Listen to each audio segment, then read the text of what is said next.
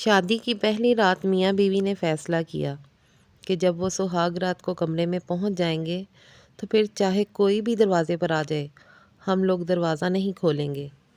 ابھی دلہے دلہن کو دروازہ بند کیے تھوڑی ہی دیر گزری تھی کہ دلہے کے والدین کمرے کے باہر پہنچ گئے تاکہ اپنے بیٹے اور بہو کو نیک تمناؤں اور راحت بھری زندگی کی دعائیں دے سکیں۔ دروازے پر دستک ہوئی تو بتایا گیا کہ دلہے کے والدین باہر موجود ہیں اور دلہے دلہن سے ملنے کی خواہش مند ہیں۔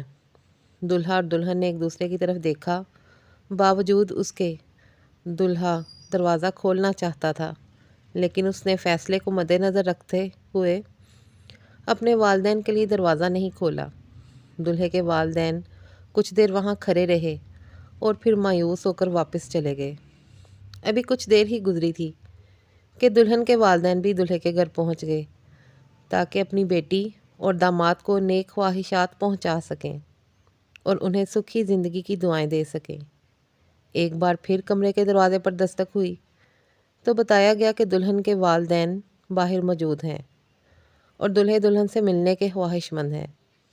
دلہے دلہن نے ایک بار پھر ایک دوسرے کو دیکھا اور اپنا فیصلہ ذہن میں تازہ کیا، باوجود اس کے کہ فیصلہ ہو چکا تھا کہ کسی کے لیے بھی دروازہ نہیں کھولا جائے گا۔ لیکن دلہن ایک بیٹی تھی۔ دلہن کی آنکھوں سے آنسو جاری ہو گئے اور اس نے کہا کہ میں اپنے والدین کے ساتھ ایسا نہیں کر سکتی اور اٹھ کر دروازہ کھول دیا۔ دلہے نے یہ سب دیکھا مگر دلہن کو کچھ نہیں کہا اور خاموش رہا۔ اس بات کو کچھ سال بیت گئے۔ ان کے ہاں 4 بیٹے پیدا ہوئے اور 5ویں بار جب اللہ نے ان کو بیٹی دی، شوہر اپنی بیٹی کی پیدائش پر انتہائی خوش تھا اور اپنی ننھی گڑیا کے اس دنیا میں آنے کی خوشی میں اس نے بہت بڑی پارٹی کا انتظام کیا، بہت نظر و نیاز کی اور اس پارٹی میں ہر اس شخص کو بلایا جس کو وہ جانتا تھا اور خوب خوشیاں منائیں۔